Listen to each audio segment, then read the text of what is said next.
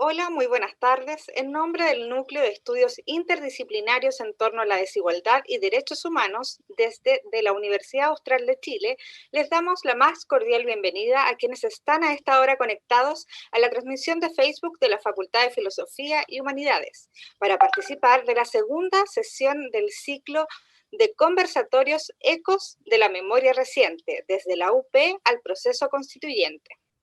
Es importante mencionar que este ciclo se gesta bajo la línea Procesos Políticos y Memoria del Núcleo desde UH. Esta tarde el conversatorio se titula Complicidades económicas con la dictadura chilena, en la cual participarán destacadas profesionales que han desarrollado importantes aportes en investigación y acción vinculados a temáticas de memoria, derechos humanos, política, historia y ciencias sociales. A continuación, dejo con ustedes al director regional del Instituto Nacional de Derechos Humanos de la Región de los Ríos, Sebastián Smart, quien estará a cargo de moderar esta jornada y presentar a las invitadas de hoy. Muchas gracias, Carolina. Buenas tardes a todas y todos quienes nos están viendo. Quisiera partir por excusar primero la presencia de Juan Pablo Bojolabski, quien no podrá acompañarnos hoy, y a pesar de estar nombrado en el afiche, ¿no? Además, quisiera agradecer al Núcleo de Desigualdad y Derechos Humanos y a la Coordinación de Vinculación con el Medio de la UACH, quienes hicieron posible este conversatorio. Yo quisiera partir también con una breve aclaración. Si bien actualmente trabajo en el Instituto Nacional de Derechos Humanos, en esta oportunidad lo que presentaré lo hago a título personal, de hecho en mi periodo de vacaciones, y como uno de los autores del libro Complicidad Económica con la Dictadura Chilena, un país desigual a la fuerza, de la editorial LOM, y en la que Karina y Magdalena participan como editora y autora correspondientemente. En este conversatorio vamos a extender algunas de las investigaciones plasmadas en el libro que tratan efectivamente sobre las complicidades económicas para traer de forma prospectiva dichas conclusiones al presente actual y al futuro, esperamos, ¿no? Tal como lo dice el título de este ciclo de conversatorios, observar las complicidades económicas que generaron y pueden generar desigualdades a la fuerza en un periodo que abarca desde la UP hasta el proceso constituyente que viviremos, ¿no? Para ello, yo no puedo dejar de mencionar las violaciones a derechos humanos observadas en el Chile post 18 de octubre del año pasado, y que en mi opinión demuestran, ¿no?, la fragilidad de las medidas de justicia transicional adoptadas por cerca de 30 años en el país. La violencia del actuar de carabineros y las Fuerzas Armadas, sumadas a las políticas restrictivas impuestas por el gobierno central y replicadas a nivel regional, son una prueba evidente de la fragilidad y el fracaso de las garantías de no repetición, sin lugar a dudas, pero podríamos decir también de las medidas de reparación, de verdad y justicia. Y si ciertos sectores se tendieron a escandalizar, ¿no?, porque no habían visto venir estas movilizaciones, y también algunos por no ver, ¿no es cierto?, la represión que allí se vivió, es porque básicamente no quisieron ver que estas formas de actuación estatales violentas habían sido legitimadas durante al menos 30 años del término de la dictadura. Sin lugar a dudas sorprende, ¿no?, la masividad de lo visto en octubre, tanto en la población movilizada como en las formas y masividad de la represión. Pero yo diría que este pasmo no puede desconocer las masivas movilizaciones que ya se venían gestando en el país, por una parte, ni la represión despiadada y criminal contra los pueblos originarios, principalmente el pueblo mapuche, pero también contra sectores vulnerables y contra la población penitenciaria del país, ¿no?, quienes históricamente han sido víctimas de un punitivismo brutalmente clasista que termina muchas veces, ¿no?, en formas de tortura. Estos podríamos llamar los síntomas, ¿no es cierto?, de la represión, han permanecido desde la dictadura y se masifican en un contexto en que el presidente de la República no duda en declararlo como un estado de guerra y donde decreta un estado de excepción constitucional de emergencia y la posterior invocación de la Ley de Seguridad Interior del Estado, con las consecuencias que ya todos conocemos, ¿no? Lo que parece más claro, ¿no es cierto?, es que de octubre a la fecha masifican ciertas escenas que, al menos en las urbes, en las grandes ciudades, ¿no es cierto?, no se veían desde la dictadura. Militares, tanques, helicópteros circulando en las calles, disparos masivos, mutilaciones oculares, torturas, ¿no? Vejámenes sexuales, desnudamientos, tratos crueles, detenciones injustificadas, por supuesto algunas infracciones al toque de queda, ¿no? Entre muchísimas otras violaciones a derechos humanos. Y si observamos las primeras reacciones del gobierno, estas fueron de juntarse, ¿no?, con los grandes empresarios. Al día siguiente, de hecho el 19 de octubre, se junta el ministro del Interior con los medios de comunicación, por ejemplo, y lo que hace luego el presidente es condenar enérgicamente no las violaciones a los derechos humanos, sino que los daños a la propiedad privada, previa reunión, por supuesto, con los gremios, ¿no? A esta situación de post-18 de octubre se agrega el periodo de pandemia que estamos viviendo, ¿no? Situación que ha puesto en evidencia las violaciones sistemáticas a los derechos económicos, sociales, culturales y ambientales existentes en el país. Esta desigualdad a la fuerza es uno de los legados que dejó la dictadura de Pinochet y que se suman a los legados de autoritarismo e impunidad. De hecho, pareciera ser, ¿no?, que la economía no era tan estable como se pensaba, ¿no? En particular, se evidencia en estos 30 años una profundización de las desigualdades arraigadas en políticas económicas eminentemente extractivistas y financieras que fueron impuestas a la fuerza durante la dictadura y que mantuvieron la economía y la política chilena en una apariencia de oasis, como la había llamado el presidente, ¿no? Algunos simplemente no quisieron ver, ¿no?, que debajo de esta gran mentira yacían profundas desigualdades que han brotado con crudeza durante la pandemia. El proceso constituyente y los contenidos de una potencial nueva constitución no van a reparar probablemente estos graves daños, ¿no? Ni menos la mentalidad de quienes se beneficiaron de un modelo desigual. Menos va a permitir imponer una cultura distinta en las fuerzas policiales que han demostrado seguir un legado de autoritarismo, secreto e impunidad que pareciera tan evidente en la dictadura, pero que ha seguido, ¿no es cierto?, durante estos años. Para hacer eso, ¿no?, para cambiar esto, se van a requerir esfuerzos mayores y más focalizados probablemente. Y es de esperar que en cierta parte la porción de la respuesta a aquello corresponda a la justicia y que no demore tanto como los casos de violaciones a derechos humanos que ocurrieron durante la dictadura. En este panel tocaremos un punto fundamental de estos esfuerzos adicionales que tiene que ver efectivamente con las complicidades o con las complicidades económicas, es decir, con aquellos que se beneficiaron directamente de la dictadura o hicieron más fácil o beneficiaron la dictadura, ya sea directamente o indirectamente, para hacerla un legado más represivo que hemos visto. Por ello, y sin más preámbulo, en primer lugar me gustaría darle la palabra a Magdalena Garcés, que es licenciada en Ciencias Jurídicas y Sociales de la Universidad de Chile, doctora de la Universidad de Salamanca, es abogada de expresos políticos y familiares de víctimas desaparecidas y ejecutadas políticas durante la dictadura, de hecho con mucho conocimiento de la región de Los Ríos, quien además junto a otros abogados ha presentado casos en el Sistema Interamericano de Derechos Humanos y que también colabora con Londres 38, dentro de muchas otras cosas. Así que, Magdalena, tu hija. Muchas gracias. Bueno, primero que nada quiero agradecer la invitación. Lamento no poder estar presencialmente allá, me encanta ir cada vez que puedo a Valdivia. Bueno, quiero dar las gracias y en especial a los organizadores, a Sebastián, por la invitación. Y bueno, y para partir, contar que por cosas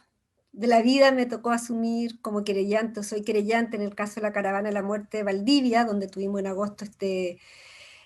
fallo y segunda instancia, donde hay víctimas desaparecidas tanto en la zona en el Tume, o sea, perdón, ejecutadas por la caravana, tanto en la zona en el Tume como algunos militantes del MIR de Valdivia, de la ciudad de Valdivia, y también ser abogada de la causa en el Tume 81, con lo cual he obtenido la fortuna de conocer bastante bien la zona al interior de Valdivia, la zona cordillerana, la zona especialmente de Liquiñe y en el Tume.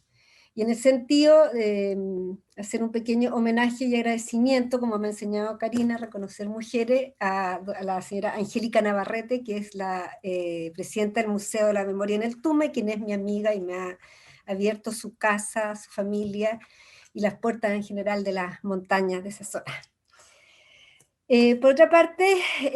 quería señalar que, bueno, estaba pensando que normalmente un gran problema que tenemos cuando hablamos de complicidad económica de la dictadura chilena, los crímenes de derechos humanos, normalmente tenemos una falta de investigación histórica y una falta adecuada de desarrollo de los juicios. Ahora creo que justamente preparando este foro me he dado cuenta de que se ha ido escribiendo, se ha ido investigando, y es un tema que creo que todavía pues, es necesario seguir investigando, indagando, e invitar a quienes estén escuchando a que sigamos en este desafío de poder investigar, porque es posible todavía juzgar algunos de estos juicios, pero también es posible generar mucho conocimiento. Y por otra parte decir que aunque hay cierto déficit de la investigación, como ya señaló Sebastián Smart, se editó hace el año 2018, 2019, 2019 el libro de Complicidad Económica, a la cual hizo la referencia, que fue editado por Karina Fernández, Sebastián Smart y Juan Pablo Bobolaski, que me parece un gran libro y de un interesante aporte a la discusión de la materia en Chile. El tema de la complicidad no es un tema completamente nuevo, es un tema que ya se venía... que ya se venía asomando hace muchos años, incluso en el informe Rettig. Sin embargo, se instaló un discurso, un cierto paradigma que estableció que en la dictadura habrían unos personajes que eran los militares, quienes estaban encargados de la represión, y por otra parte unos señores civiles, señores hombres por supuesto, que eran la mayoría, muchos de ellos empresarios, pero también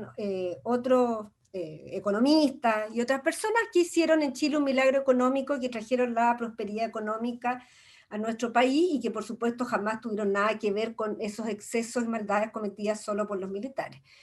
Y claramente ese relato que se instauró de separar la responsabilidad penal como propia solo de militares y la responsabilidad de los civiles como no responsables, más aún como benefactores que nos trajeron la prosperidad económica, ese discurso, digamos, lo que quiero decir, obviamente es falso y se empieza a resquebrajar de manera muy paulatina. Aquí quisiera hacer una referencia a un libro que me parece maravilloso, que se llama La sangre del copihue, de la historiadora norteamericana Florencia Mayón, que me imagino muchos conocen, que habla sobre la comunidad mapuche Nicolás Aguío y el Estado chileno. Es un libro que narra como 100 años de historia, pero hace referencia a los sucesos de Nehuentúe, que fue cuando los primeros allanamientos en que fueron torturados integrantes de comunidades mapuches por miembros del ejército, ya antes del golpe de Estado, con la excusa de la ley de control de armas. Y eso tenía que ver claramente con las corridas de fondo y las tomas de fondo por parte de comunidades mapuches, y obviamente en esta persecución que hubo a los mapuches con la excusa de la ley de control de armas, estaba motivada e impulsada también por los propietarios de los fondos que se organizaban y actuaban también en contra de los mapuches. Como ya señalaba, la participación de civiles, pero que nunca se les puso mayor apellido, ya fue conocida desde el informe Rettig. Y es interesante que si uno empieza a buscar en el informe, empiezan a aparecer muchas citas que hacen referencia a la participación de civiles. Por ejemplo, en el caso de la 8ª región se hace referencia claramente, se dice que en la región, que se dice que en algunas comunas o localidades como Santa Bárbara, Quilaco, Quilleco, Mulchen, hubo una activa participación de civiles organizados en los hechos de violación de derechos humanos. Si uno empieza a buscar, muchas veces esos civiles se trata justamente de o agricultores o integrantes de Patria y Libertad. La Comisión Nacional de Verdad y Reconciliación habla en términos generales, incluso cuando se refiere a las detenciones e incluso a las situaciones de detenidos desaparecidos, diciendo que estas fueron practicadas fundamentalmente por patrullas de Fuerzas Armadas y de Carabineros, con la participación, en algunos casos, señalé, de Policía de Investigaciones y de civiles. Como digo, pero no hay una mayor investigación o indagación respecto de quiénes eran estos civiles, pero en la medida que uno va conociendo los casos, como digo, generalmente están ligados a cierta élite económica, fundamentalmente agricultores en los terrenos rurales. Como es sabido bien por todo, tras el golpe de Estado se inicia una masiva represión generalizada y graves violaciones a los derechos humanos a lo largo de todo el país. Y es importante destacar que esta represión desatada afectó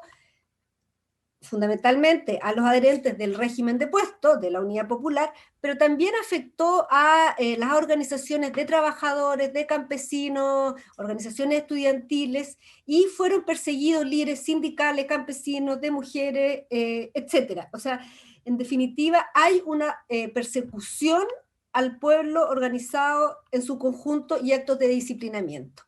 Y esto porque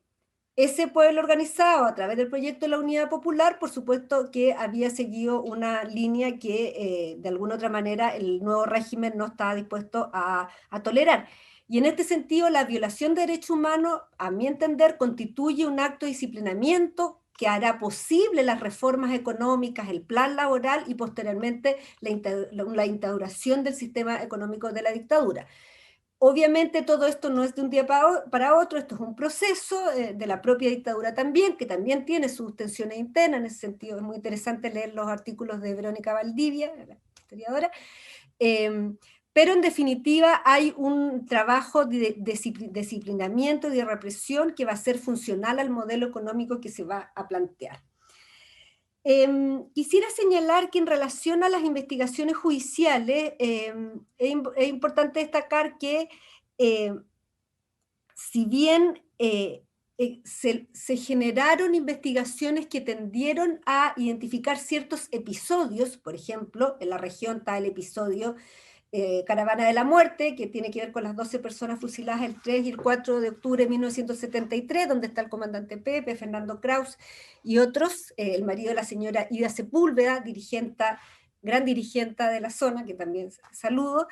pero también el marido no es Fernando Kraus, está el marido de la señora Ida dentro de las víctimas, quiero aclarar. Está el proceso Chihuío, el proceso Liquiñe, que persiguen, digamos, ciertos grupos de personas desaparecidas. Pero en general, las investigaciones judiciales fueron y han sido investigaciones bastante parciales, investigaciones que no han investigado la complejidad del proceso represivo, y por lo tanto han tendido a determinar responsabilidades de algunas personas, que generalmente son muy pocas si uno tiene en consideración el gran despliegue y la cantidad de personas que intervinieron en estas actividades represivas. Hay una investigación parcial, se determinan pocas personas, por lo tanto cuesta ver en su magnitud, y por lo tanto el juzgamiento responde a ese juzgamiento más parcial, más individual, más una lógica del delito común y no una lógica de crimen de lesa humanidad. Por lo tanto, podemos ver que las causas por grave violación de derechos humanos, inclusive en casos tan importantes como el caso Liquiñe, donde hay un número importante de víctimas, no me acuerdo si son 16, los condenados son muy pocos. Por lo tanto, en ese sentido, la condena ha buscado, en general, se ha logrado centrar en algunos personajes especialmente destacados en labores represivas, por ejemplo, el oficial Hugo Guerra, que falleció hace poco tiempo atrás, que participó en los casos de Liquiñe y también en los casos de Neltume y en los casos de Chihuío, tuvo participación activa. Pero no han investigado mayormente toda la acción en la zona. Y con lo que quiero decir, en general, las complicidades económicas han quedado fuera de la investigación judicial. Sin perjuicio de esto, en algunos pocos casos esta intervención fue tan directa y tan evidente que se debió investigar de todas maneras. Y en ese sentido, hay dos casos que me parecen bastante simbólicos, que son uno en Temuco, que es el caso del ex sacerdote Tiempes Ledemenil, y en la zona de la región de los ríos, el caso de Liquiñe. En el caso de Tiempes Ledemenil era un ex sacerdote que había trabajado en la Cora, y además por lo que había trabajado en fondos que habían sido tomados y pasados a control estatal, y había trabajado con los campesinos que se habían tomado los fondos. Él es detenido 2 veces, y la primera vez que él es detenido se reconoce que quien dirige la detención es un oficial que en realidad son una serie de dueños de fondo y en general latifundistas de la zona de la 9ª región, que hacían cursos de vuelo, y como eran pilotos, todos ellos pasaban a ser parte de la reserva de la Fuerza Aérea de Chile. Por lo tanto, una vez que se produce el golpe militar, muchos de ellos fueron llamados como oficiales de reserva, y como oficiales de reserva dirigieron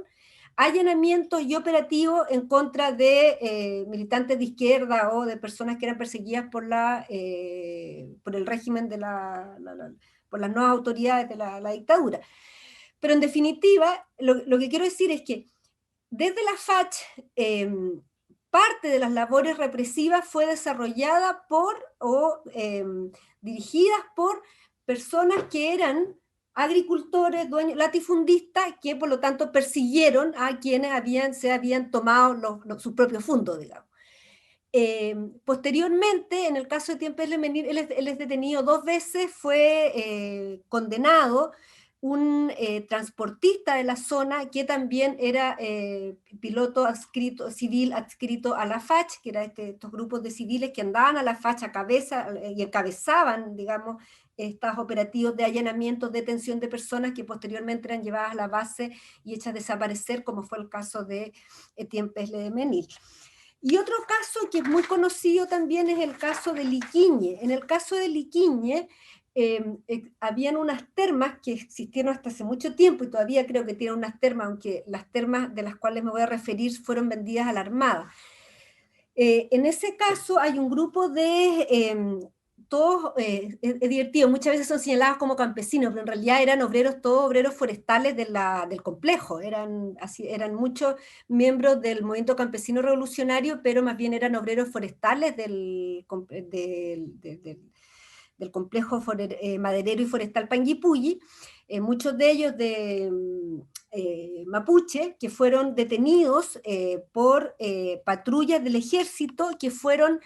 y estas patrullas del ejército se instalaron en las termas de Liquiñe, y el hijo del dueño, Luis García, llevó con listados, ayudó a confeccionar los listados de las personas que había que detener, y acompañó a los militares a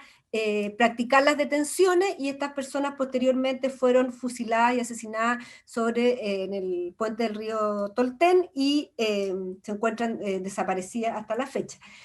En esta causa finalmente logró ser condenado Luis García, que era, como decía, el hijo del dueño de las termas, que posteriormente heredó, y lamentablemente esa causa posteriormente llegó a la Corte Suprema, donde rebajó considerablemente las penas porque aplicó una institución que se llama la media prescripción, y esta persona cumplió pena en libertad, una pena muy menor. Pero en ese caso se estableció efectivamente la participación, porque, como señalaba, hubo una participación evidente y directa en cuanto a participar activamente en los hechos, y no de complicidad, es decir, no es que fuera cómplice de la acción, sino que fue un autor directo de la acción de los militares y participó activamente en las detenciones y posteriormente en hacer desaparecer a esta persona. En el caso Chigüillo se investigaron también, pero en este caso se estableció que no había responsabilidad de los dueños del fondo, a pesar de que también las víctimas fueron llevadas a la casa patronal en las termas de Chigüillo, y en ese lugar fueron asesinadas y posteriormente inhumadas ilegalmente. Quiero decir que quisiera destacar también que en estas situaciones represivas si bien, como decía, se han investigado estos casos o episodios donde están el mayor número de personas desaparecidas, generalmente esto un poco ha impedido ver la magnitud de la situación represiva vivida en la zona. El asalto al retén de Neltume, más allá de la intensidad real o no del asalto y de todas las discusiones que se han hecho, yo creo que más bien, o sea, fue un intento de exigirle a los carabineros que cumplieran su palabra, según relata José Bravo en el libro De Carranco a Carrán, que narra la historia de un sobreviviente del complejo forestal y maderero Panguipulli. Después de que se produce el asalto al retén, el general de Carabineros, Mendoza, vuela al retén y va al retén. Y a raíz de eso se produce una intervención militar en la zona que realmente hasta hoy resulta impresionante por lo desproporcionada.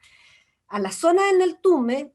primero que nada, bueno, en Valdivia, la gente que vive allá sabe, habían 3 regimientos. Yo no sé por qué tantos, pero ya no los hay, pero había 3 regimientos. Entonces fueron personal de los distintos regimientos que habían en Valdivia.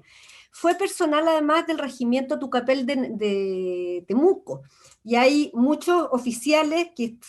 hacen parte de la actividad represiva en Temuco, que cuando los estábamos investigando por las causas de desapariciones en Temuco, aparecían que estaban en comisión de servicio porque andaban en la zona de Neltume. Fueron también un grupo de militares del regimiento La Concepción de Lautaro, o sea, fueron desde Lautaro por la cordillera, recorriendo los pueblos, matando gente, hasta la zona de Neltume. Y también fueron, en helicóptero, fueron del grupo 3 Maquegua, del grupo 3 de helicóptero Maquegua, y también habrían ido personal, o sea, también fueron, no es que habrían ido, hubo personal del Comando de Paracaidistas del Ejército, es decir, de las Fuerzas Especiales, de los Boinas Negras, que viajaron a la zona. O sea, por lo tanto, hubo una verdadera ocupación militar de la zona en dimensiones que a mí me cuesta encontrar otras similares en el resto del país. O sea, que es una concentración militar para la cantidad de población que había, que es impresionante.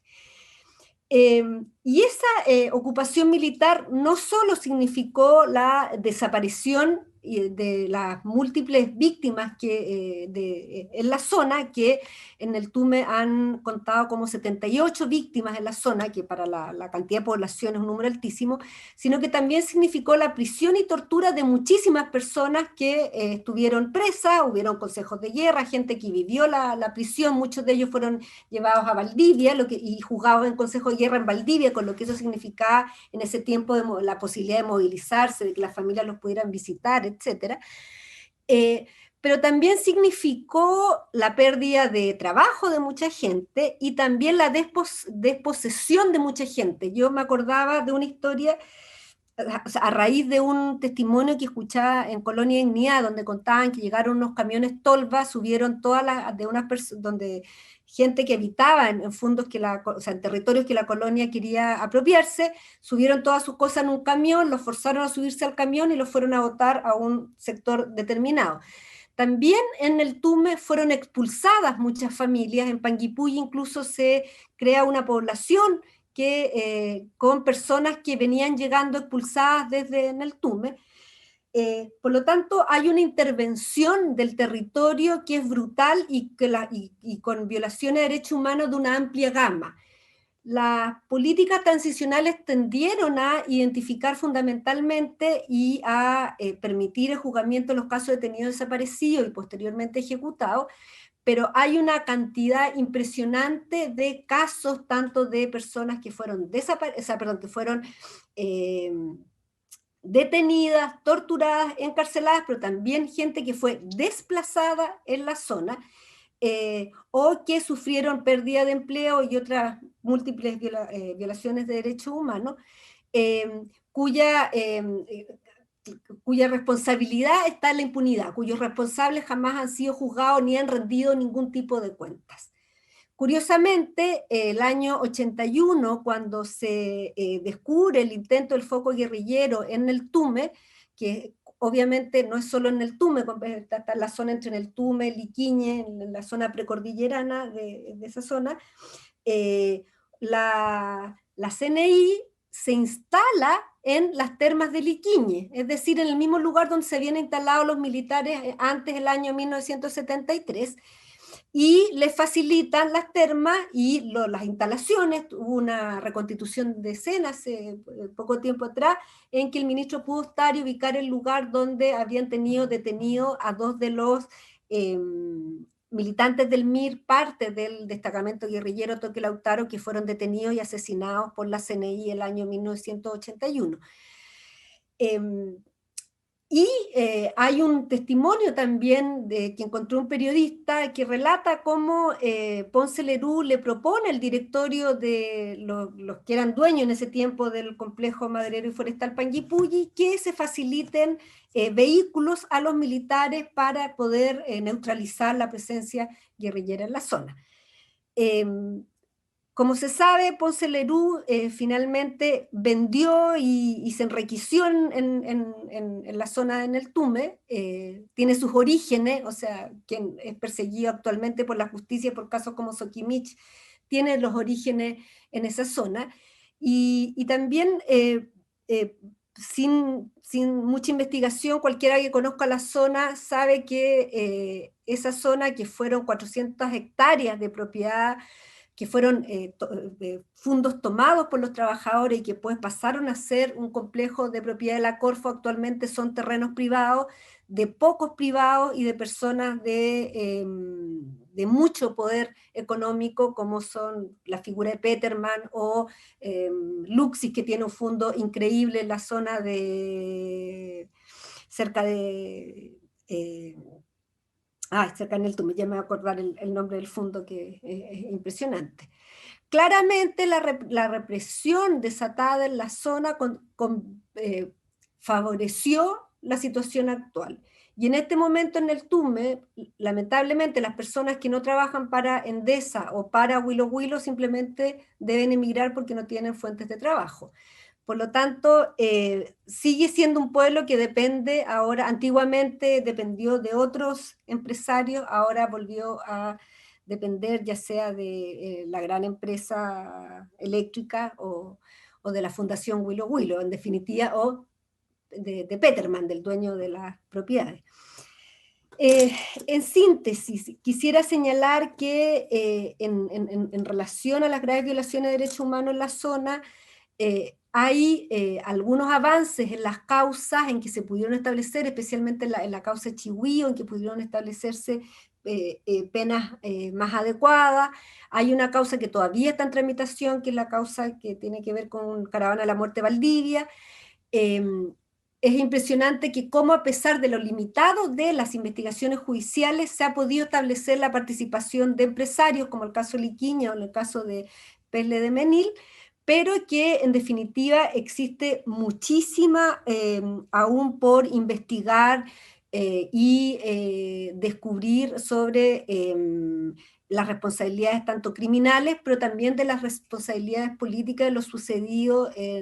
por las graves violaciones de derechos humanos en la zona. Y destacar también de que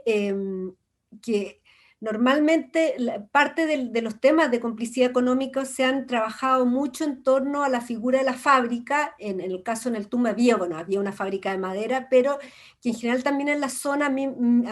mi parecer, hay mucha participación de latifundistas y de agricultores en las graves violaciones a los derechos humanos en la zona, y que tiene que ver especialmente contra campesinos mapuches que tomaron tierras durante la época de la Unidad Popular. No sé cómo estoy en el tiempo.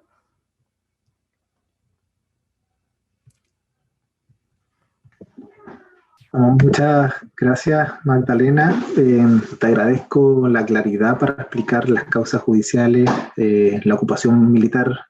sin precedentes, ¿no es cierto?, a nivel nacional que ocurrió en la zona, expresando entre muchísimas otras cosas cómo civiles, ¿no es cierto?, participaron directamente en los hechos criminales de la dictadura en zonas como Chihuío y en el Tume. Y también para mencionar, como hay sin lugar a dudas, ¿no es cierto?, una deuda importante en términos de justicia para perseguir la responsabilidad no solamente penal, sino también política de los civiles en esta amplia gama de violaciones a derechos humanos, crímenes directos, pero también beneficios generados por la dictadura en la zona, que han quedado claramente en impunidad, en parte por esta forma de juzgamiento parcial de la que hablaban, ¿no? Y que no puede estar tampoco disociada de este disciplinamiento impuesto por la dictadura, en el fondo como civiles y fuerzas armadas cometen actos criminales para imponer un modelo económico beneficiando, ¿no es cierto?, a los cómplices. Para hablar de esta imposición del modelo económico de la fuerza, quiero dejar o dar la palabra a Karina Fernández, que es licenciada en Derecho por la Universidad de Valparaíso, magíster en Derecho Internacional Público de la Universidad de Chile, LLM en Derecho Internacional de los Derechos Humanos por la Universidad de Essex. Tiene una amplísima experiencia en litigio en casos de derechos humanos, tanto a nivel nacional como internacional. Ha sido asesora en materia de cooperación penal internacional y extradición en el Ministerio Público, asesora también del Ministerio del Interior, trabajó como consultora en la Comisión Interamericana de Derechos Humanos y actualmente trabaja con muchísimas ONG, además de colaborar también permanentemente con Londres 38. Así que, Karina, toda tuya la palabra. Hola, bueno, muchas gracias por la presentación, tantas cosas. Bueno, antes de iniciar un poco mi presentación, quería dar las gracias por esta oportunidad, porque no muchas veces tengo la oportunidad de compartir el panel con alguien que admiro tanto como Magdalena Garcés. Entonces, de verdad, muchas gracias por eso, Sebastián, por haber tenido como la sensibilidad de permitir unirnos, porque en realidad nosotras nos turnamos por lo general, entonces nunca tenemos como esta valiosa posibilidad de estar juntas en un panel. Y la verdad es que yo siempre, antes de iniciar mis presentaciones, trato de iniciar con una nota más realista de lo que pasa y de rendirle un homenaje siempre, obviamente, que a las víctimas. Pero en esta oportunidad quisiera rendirle un homenaje a ustedes dos, porque creo que en este tiempo, sobre todo, bueno, Magdalena ya muchos años en la lucha de los derechos humanos, pero efectivamente desde hace un año atrás nosotros tres hemos estado como muy cerca del dolor de lo que significan las graves violaciones de los derechos humanos en el contexto actual, y en definitiva también siento que todos iniciamos este proceso digamos, constitucional en una condición bastante, a lo menos deprimida, después de un poco de todo lo que hemos enfrentado, con la esperanza intacta que nos caracteriza, pero también yo creo que hay que un poco reflexionar y detenerse en este dolor como de lo que ha significado la repetición de cosas que nosotros justamente habíamos trabajado tanto para que no se repitieran, no habíamos tratado de contribuir.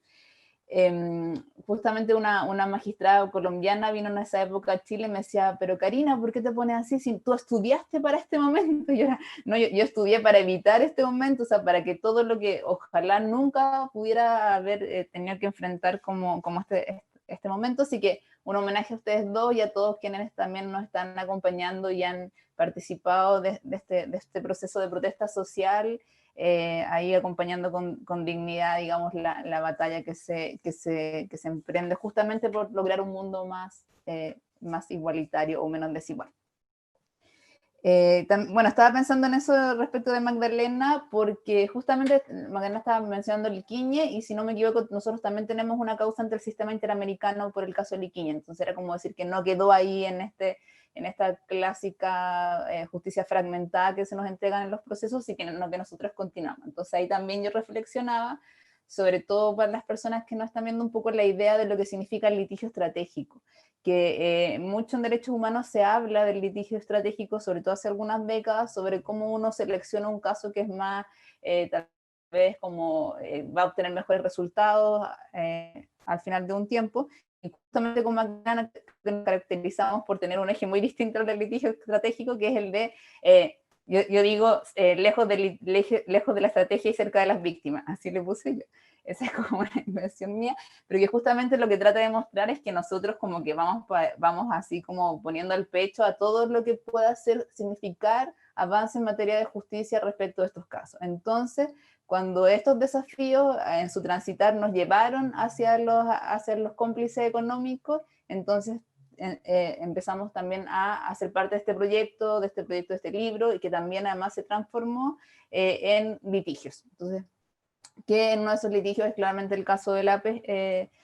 pesquera, y uno que también me gustaría homenajear a Magdalena por eso también, porque recientemente, justamente respecto de terceros actores, Magdalena tuvo un triunfo histórico en la Corte de Apelaciones de Santiago, donde se confirmó el procesamiento respecto de la destrucción de archivos militares, pero adicionalmente una de las responsables iba como cómplice y se transformó el procesamiento en autora. Entonces también hay mi felicitación por los avances. No justamente o sea, lo que quiero demostrar es que no solamente hemos tenido un avance en pocos años respecto de cómo nos acercamos y nos aproximamos en lo que significa la complicidad económica, sino además cómo Magdalena ha tenido la capacidad digamos, en litigios concretos, y entonces que esas causas también vayan avanzando y que tengamos entonces estos avances que hemos denominado de Londres 38 como históricos, porque además lo son. Bueno, entonces ya para entrar en la materia que me invitaron a hablar.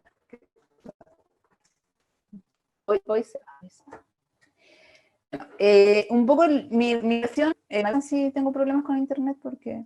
estoy en las fronteras de la Plaza de la Dignidad, entonces como que el internet empieza a sensibilizarse. Bueno, veamos. La idea un poco lo que les quiero proponer es mostrarle cuál fue nuestra intención e inquietud cuando dimos origen al libro y a la discusión respecto de lo que era la complicidad económica en Chile, cuáles son los aspectos tal vez más relevantes que creo que además dicen en relación justamente con la situación actual de protesta social relacionada con la desigualdad, y mencionar algunos ejemplos y las consecuencias de ello, y culminar, bueno, estuve todos los días le decía, mira, se me ocurre este nuevo tema para cerrar, y todos los días buscaba un tema, hasta que el viernes pasado, hace una semana, la Corte Suprema nos entregó un veredicto absolutamente, digamos, dotado de grandes elementos de impunidad respecto de Ponce Lerú. Justamente Magdalena estaba cerrando digamos, con este personaje y con lo que refleja además en la zona. Entonces voy a cerrar como un poco con un análisis bastante breve de lo que es el fallo, pero también de por qué ese fallo no solamente nos muestra la desigualdad, sino también la necesidad urgente de transformar el Poder Judicial, que es justamente un poco porque no se trata solo de atacamos estos fallos porque lo emitió el Poder Judicial, sino que me quiero detener un poco en quiénes dictaron este fallo.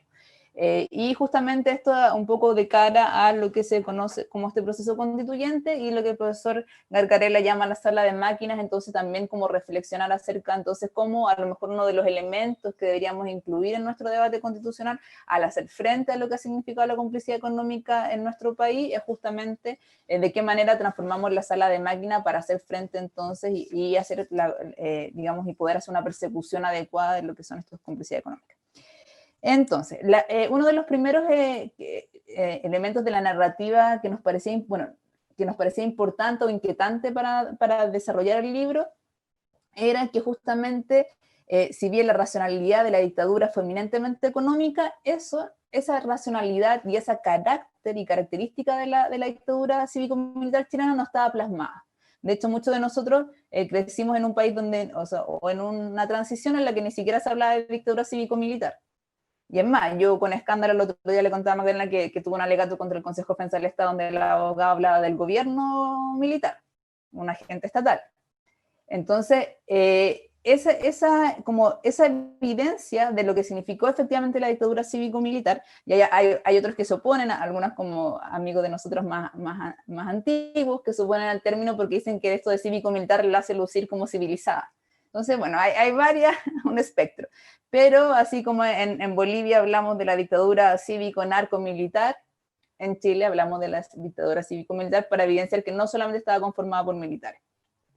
Entonces, bueno, lo primero era eso, que este carácter económico estaba fuera de la narrativa histórica de lo que había significado la dictadura, pero que además no solo eso, sino que además se nos mostraba como que hubiera sido un experimento económico exitoso. Y eso es tal vez uno de los aspectos más burdos de lo que se nos trató de imponer en una narrativa falsa, que justamente,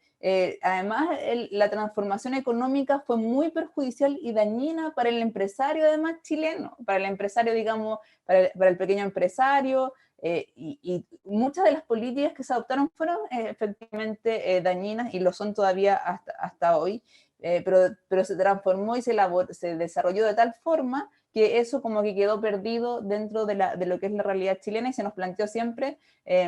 no solo un modelo económico que había sido exitoso, cuando eso es falso. Pero otra pregunta que nosotros tratábamos de formularnos cuando desarrollamos el libro, que a todo esto lo voy a mostrar porque como que nadie lo ha mostrado. Aquí está. Y ahora va a salir en inglés prontamente, yo creo que este mes, y también la versión en inglés nos permitió hacer como un eje más directo justamente con el proceso del estallido social. Entonces, otra de las grandes preguntas que nos perturbaba y nos parecía importante en el libro es ¿quiénes son?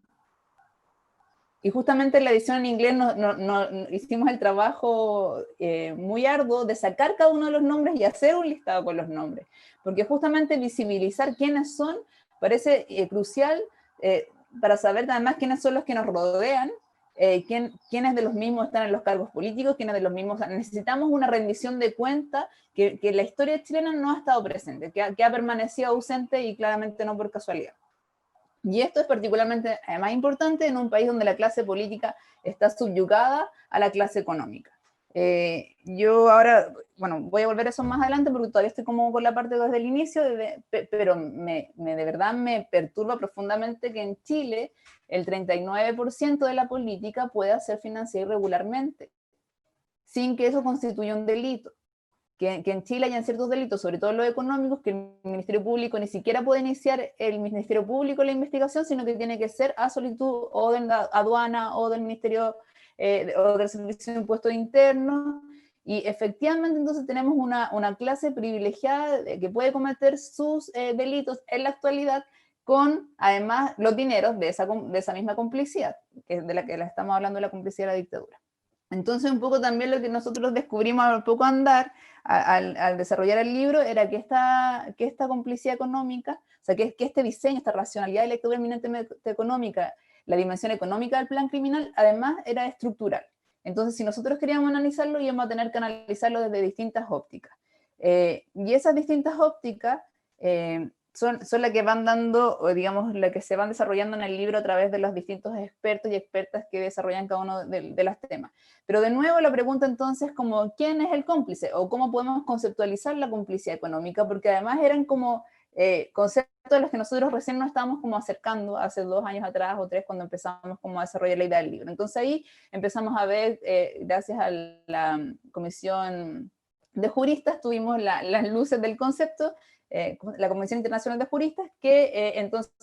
empieza a desarrollar este concepto también que tiene que ver con quienes hacen posible, quienes tornan más fácil o quienes mejoran la eficiencia. Entonces, el mejorar la eficiencia de un sistema criminal y además que había cometido todos los delitos a los que Magdalena se refería recién, al menos como a modo de referencia, efectivamente quienes participaron de eso y contribuyeron económicamente a facilitar ese desempeño criminal son entonces a quienes podemos definir como cómplices. También a veces nos referimos a ellos como terceros actores. A veces pueden haber terceros actores involucrados que no necesariamente fueron cómplices, pero de que sí podemos como hacer un análisis, al menos de responsabilidad, a partir de entonces ser terceros actores.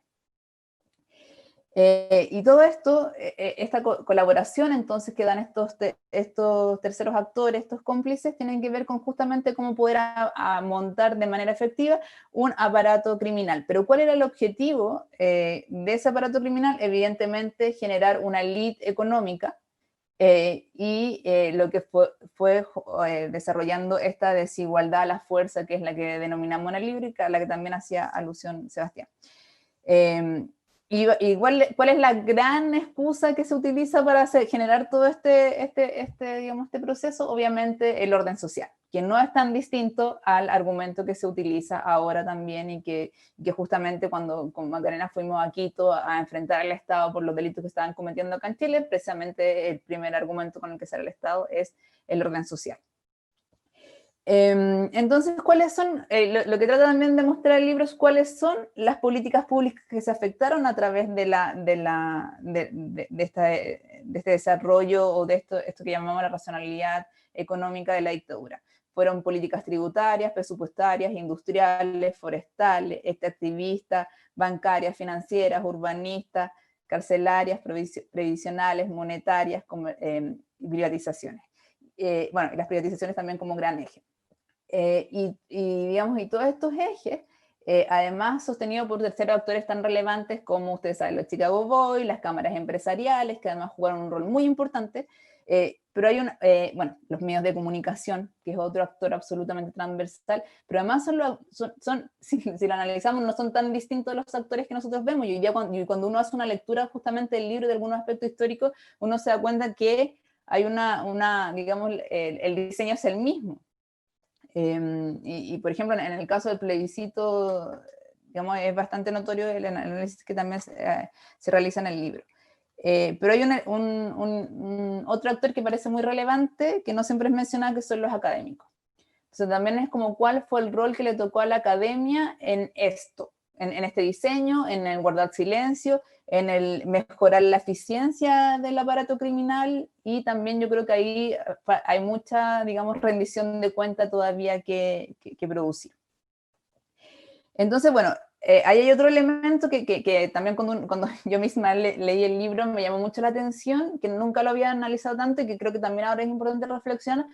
no solo este surgimiento de esta constitución pinochetista, sino los códigos. O sea, los códigos de verdad también creo que tienen, y si vamos a salir como digamos, en este proceso constituyente con toda fuerza, hay que revisar también qué sucede con los códigos o qué tan entrelazados están, porque el código de agua, el código de minería, surgen también en los años 80 como justamente respuesta concreta a este proceso de privatización y de extractivismo. La deforestación, bueno, Sebastián además es el experto en extractivismo, pero él también justamente menciona todo lo que son las telecomunicaciones. Y yo ayer bueno, esto medio con escándalo, ayer en mi casa estaba prendido el televisor en la entrevista de este señor, Larraín, y él dice, bueno, mi señora, fíjense que ella es rica, pero no por mí, ella es porque ella compró acciones de Entel. Y, o sea, como que de nuevo voy a la idea de quiénes son. La importancia como de que tengamos una rendición de cuenta de lo que significó la privatización, y por ejemplo en un área tan específica como las telecomunicaciones. Y tal como señala también Sebastián en sus capítulos correspondientes del libro, esa rendición de cuenta de identidades, de privatizaciones no ha ocurrido. Entonces, bueno, y aquí me quería detener un segundo como en el impacto. ¿Cuál fue el impacto de este modelo económico neoliberal? Otra de las grandes narrativas impuestas, yo creo, en la sociedad chilena es que todo lo que uno diga capitalismo, neoliberal y todo eso está mal. Es como que es súper feo que uno diga eso. Entonces, sí, fue un sistema neoliberal impuesto que tuvo entonces su tránsito hacia esta transición o democracia. Pero antes de pasar a ese tránsito, ¿cuál fue el impacto? Porque muchas veces se cree que el impacto fue como económico, o sea, como solamente económico. Yo creo que aquí lo que enfrentamos cuando analizamos las privatizaciones y sobre todo el extractivismo, que además yo de verdad, como ahora teniendo además una conciencia en que trabajo además en distintos países, de verdad no he visto algo similar en otros países. O sea, sobre todo respecto del agua, yo creo que respecto del agua es brutal, pero además el daño que se causa, a lo que quiero ir, no solamente es económico, y solamente que hablemos de la desigualdad y de estas élites que se creó y que se ha mantenido hasta el día de hoy, sino también cuál es el impacto en el desarrollo, cuál es el impacto en el medio ambiente, cuál es el impacto transgeneracional de este grupo que se enriqueció, que privatizó y que ni siquiera conocemos la identidad de todos porque, y aquí voy hacia la transición, porque cuando se inicia la transición tampoco es que los nuevos partidos políticos, el nuevo parlamento salgan a buscar entonces a los responsables de todo este debacle económico. Ellos salen como clase política, además de nuevo una clase política subyugada al mundo económico, ellos salen a ver cómo se enriquecen. Y eso lo vimos en el mundo de la educación, eso lo vimos digamos, nadie sale a defender o a buscar justamente esta rendición de cuentas de quiénes son los nombres y quiénes son los que se han beneficiado de la privatización. Y el libro también da cuenta de esta comisión que trató sobre privatizaciones que ni siquiera son muy conocidos los resultados, si no, Sebastián puede corregirme, pero recuerdo que los buscamos incansablemente y no, digamos, no los encontramos y ni siquiera logramos que alguien que haya conformado la comisión pudiera, digamos, también como participar del libro, por ejemplo. Y creo que un ejemplo de ese tránsito, de esta clase política que en lugar de aclarar lo ocurrido sale a ver cómo se enriquece también de esto, son las zonas de sacrificio ambiental. O sea, creo que ese es un gran ejemplo de todo esto, como,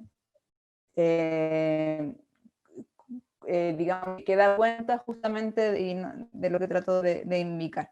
de este crecimiento de desigualdad y un poco todo lo que lo que todos también seguramente conocemos. Bueno, ya me referí un poco a los terceros autores justamente a partir de los casos que mencionaba Magda, pero quería entonces en esta impunidad constante, continua, y que no es, o sea, lo que quiero decir es que no es menos dolorosa la impunidad digamos, de este tipo de graves vulneraciones y como además yo califico de transgeneracionales. Yo creo que la impunidad tiene un dolor, tiene tal vez un elemento que no siempre se analiza en profundidad, que tiene que ver con la lesión al Estado de Derecho. La impunidad no solo nos enfrenta a la desigualdad propiamente tal, sino que además genera que las personas confiemos menos en nuestras autoridades, en nuestras instituciones y las respetemos menos y por tanto cumplamos menos entonces con las normas. Y eso es algo que cuando se generan estos beneficios y estas faltas justamente de justicia, creo que no se evalúa en su justa medida o no se pondera. Entonces, ¿qué es lo que vemos ahora como para referirme al fallo? Bueno, el fallo, como algunos sabrán, tenía que ver con, se basaba en una multa que se había impuesto a Ponce Lerú por haberse beneficiado irregularmente del mercado de valores y generando un daño en el mercado, pero específicamente, ¿cierto?, a los empresarios, a los microempresarios o a los empresarios más pequeños. Y él obtuvo un beneficio de 128 millones de dólares. O 128 millones de dólares. Entonces la multa, que es porcentual, establecía que tenía que ser de 62 millones y aquí obviamente aparece un actor hablando como de instituciones que requieren ser transformadas. Aparece el Tribunal Constitucional, y el Tribunal Constitucional, él recurre, así como lo recurren también los violadores de derechos humanos a los que mencionaba la Magdalena también en su presentación. Entonces él recurre al Tribunal Constitucional haciendo un requerimiento de inconstitucionalidad por el monto de la multa, y a lo que la Corte de Apelaciones de Santiago, una vez con el veredicto en su estrado, rechaza, digamos, unánimemente, y entonces el caso llega a la Corte Suprema. Y la Corte Suprema decide en un voto muy cuestionable, entonces reducir el monto, porque no hay como un análisis legal, que entonces debería reducirse el monto de 62 millones a 3 millones. Entonces, bueno, como ustedes habrán visto, bueno, esto nada más en el contexto social que nos encontramos hoy día, de desigualdad, de impunidad, y lo que hemos enfrentado como ya de carne viva desde el 18 de octubre. Pero ¿qué pasa con la integración de la sala? Entonces, la sala, son 3 los votos de mayoría que benefician entonces a Ponce con esta rebaja sustantiva de su multa, que podemos llamar impunidad, pero son dos ministras que vienen de afuera del Poder Judicial, ¿cierto? Lo que la Constitución llama las personas extrañas al Poder Judicial. Estas 2 ministras fueron nombradas por Piñera en su cargo, pero además las 2 vienen del mundo privado, del mundo tributario, y aparte de grandes empresas que justamente se dedicaban al salvataje de crisis financieras y de crisis tributarias. De empresas que, bueno, Sebastián también sabrá mejor que yo, que han dañado, que digamos que se han dedicado a la destrucción del medio ambiente en Colombia y en otros países. Entonces, como que esa es la integración de nuestra Corte Suprema. Pero además, y como para no, digamos, dejar de discutir sobre esta institución, hay un abogado integrante que también pertenece al mundo empresarial, que es asesor de mineras, que entiendo que también trabaja como, o sea, se dedican también en su estudio jurídico a la asesoría de Sukimich, es el abogado integrante. Y así fue que se obtuvo entonces este fallo, este cuestionado veredicto de 3 fallos, de 3 contra 2. Y bueno, y estaba el abogado Pierri, que votó con ministro Muñoz, entonces, en contra del veredicto, básicamente argumentando de manera, como yo les decía, bastante sencilla, acerca de por qué no correspondía ni era legal esta rebaja a la multa, digamos, que no tenía asidero legal. Pero bueno, quería como culminar con esta idea de cómo justamente estas situaciones de desigualdad, de injusticia estructural, de modelo económico nos sigue golpeando, pero incluso en estas instituciones, como el Poder Judicial, que tiene entre sus elementos más característicos la independencia. Y como yo señalaba también en un webinar que participé ayer, entonces la pregunta es, ¿independencia de quién o de quiénes? Porque justamente lo que yo hablo acá es que acá al menos hay personas que deberían haberse inhabilitado por, digamos, por su involucramiento en ciertos temas específicos como los que estaban en discusión. Pero es como que existiera la percepción de que en estos casos no hay víctimas. Entonces el abogado, ni siquiera el abogado integrante, digamos, se inhabilita, porque no hay como una contraparte específica, y creo que esto sí como que yo creo que sí causó no sé si un revuelo, pero sí un impacto fuerte en la sociedad chilena, y como yo mencionaba además en este contexto, y que justamente vuelve a dejar en evidencia, y que al menos en este contexto, por lo menos sí tenemos ahora la esperanza de, bueno, entonces tenemos que revisar las instituciones, hablar de la sala de máquinas, centrarnos ahí, y en uno de los elementos que nosotros mencionábamos en el libro, bueno, volviendo a estos ejes relevantes, de que lo que hagamos en la sala de máquinas, las modificaciones que hagamos, tienen que tener estos ejes centrales de participación, rendición de cuentas, igualdad y transparencia, igualdad, pero entre los instrumentos que nosotros mencionábamos en el libro como recomendaciones está la existencia de una reparación por estos daños. Hay una gran discusión también a nivel mundial respecto de cómo tienen que ser las reparaciones específicamente en temas medioambientales, respecto de comunidades además originarias, y también creemos que una comisión de la verdad en materia de complicidades económicas es indispensable nuevamente en esta idea de reconocer quiénes somos, y poder entonces identificarnos mejor, identificar también las responsabilidades y evidentemente establecer las garantías de no repetición que sean necesarias a la magnitud de lo que estamos como analizando. Eso, gracias. Muchas gracias, Karina, primero por mencionar el litigio estratégico tanto a nivel nacional como internacional. Decir que para mí es un tremendo privilegio compartir este panel con 2 personas que yo admiro profundamente por su dedicación incansable en materia de derechos humanos. Te agradezco también por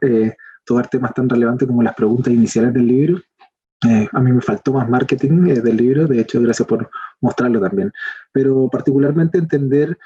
esto de que la racionalidad económica es parte fundamental de la dictadura y cómo esta ha quedado, ¿no es cierto?, fuera del discurso de la justicia transicional, en particular entender quiénes son los cómplices y cómo esto ha terminado generando desigualdades estructurales y también una élite económica que se ha beneficiado, ¿no es cierto?, de la dictadura. También la idea de entender, ¿no es cierto?, las privatizaciones como complicidad, de hecho entender las privatizaciones como una forma especial de mantener esta élite económica que era fundamental para el aparato represivo de Pinochet y también para la continuidad de parte importante de las políticas que hemos tenido durante estos años, ¿cierto? Y ligado a ello, ¿no es cierto?, el impacto que tienen estas, por ejemplo, en el extractivismo, impacto transgeneracional y en el medio ambiente, entre muchas otras que tocaste. Creo que el caso de Ponce Lerú que toca es fundamental. Creo que es el rostro perfecto de las complicidades económicas en el sentido de no solamente ser yerno de Pinochet, sino que hacerse su fortuna siendo primero dirigente importante de CONAF, ¿no es cierto?, y haciéndose básicamente millonario a través del proceso de contrarreforma, y luego como una de las cabezas de Corfo, haciéndose suyo, entre muchas otras cosas, de Soquimich, que genera no solamente pérdida de fondos estatales, sino que ha terminado generando graves violaciones actuales en zonas de sacrificio en el país. Y completamente de acuerdo, ¿no es cierto?, con esta idea de que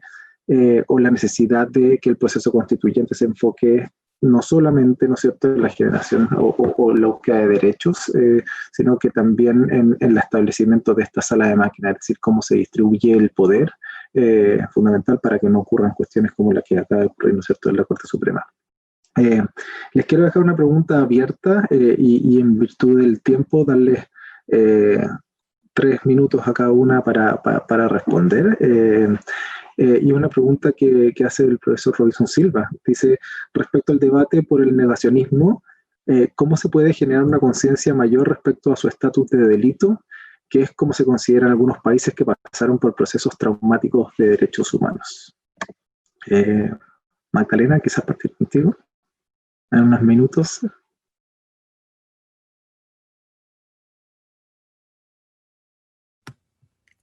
Bueno, a ver, yo siento que quisiera pedirle a Karina que responda porque en este momento hay un proyecto de ley de negacionismo, pero que yo no lo he estudiado particularmente. Entonces no quiero referirme al proyecto de ley, no sé si Karina o si tú lo han estudiado en particular, digamos.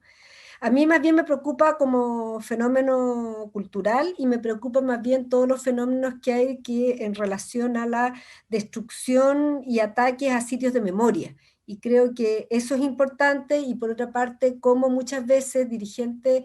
de agrupaciones de derechos humanos o familiares de víctimas directos de la dictadura son acosados por grupos de derecha a través de redes sociales, son amenazados y el Estado no toma medidas apropiadas para protegerlo, para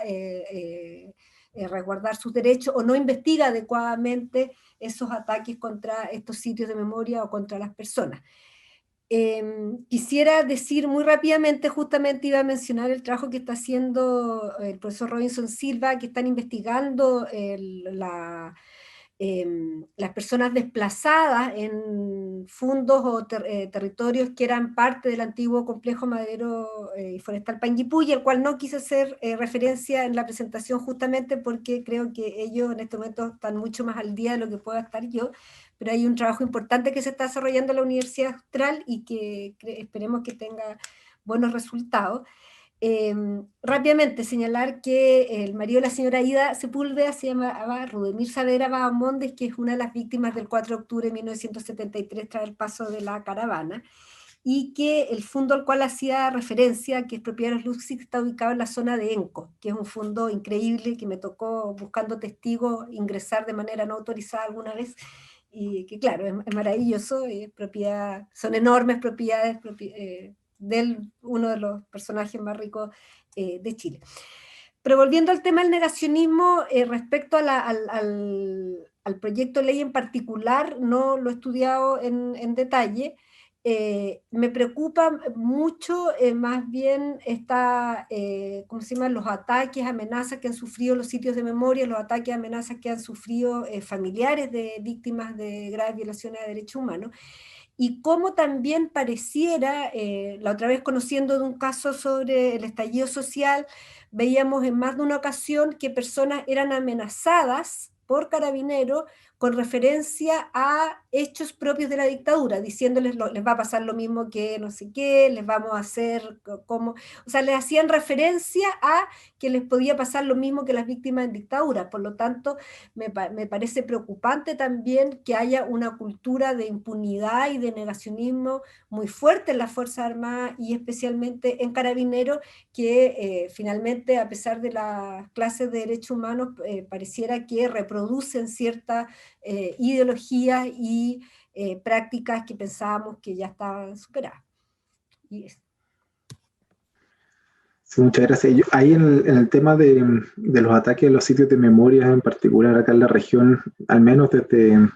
Bueno, en el caso del TUME han existido históricamente muchos ataques, ¿no es cierto?, los sitios de memoria en el TUME, pero de octubre a la fecha se han intensificado, han sufrido ataques, por ejemplo, en Pichoy, Estancilla, el que está fuera de la cárcel, ¿no es cierto?, también en el cementerio, en el TUME, sin lugar a dudas. Entonces, en estos 5 o 6 meses posteriores al 18 de octubre, hasta marzo, abril, se sufrieron muchos ataques a sitios de memoria y particularmente también la señora Ida, ¿no es cierto?, recibe en la manifestación del Día Internacional de los Derechos Humanos en la Plaza de Valdivia, ¿no es cierto?, un ataque por parte de carabineros reprimiendo una manifestación que está, de hecho, hasta autorizada en ese caso, ¿no es cierto?, mediante uso de gases lacrimógenos, cuestión que la señora Ida misma señalaba que ni siquiera en la dictadura le había ocurrido. Entonces, claramente hemos visto una intensificación, ¿no es cierto?, de ataques no solamente a sitios de memoria, sino que también a personas que pasaron por hechos macabros. Karina, no sé si tú quieres tratar un poco el tema del negacionismo. Sí, bueno, gracias por la pregunta. La verdad es que a ver, el proyecto de negacionismo es el único proyecto que ha elaborado la Comisión de Derechos Humanos en el último año o 2 años. Entonces eso ya me parece preocupante, que desde Derechos Humanos solo salga ese proyecto, al menos desde la Comisión del Parlamento o de la Cámara de Diputados. Es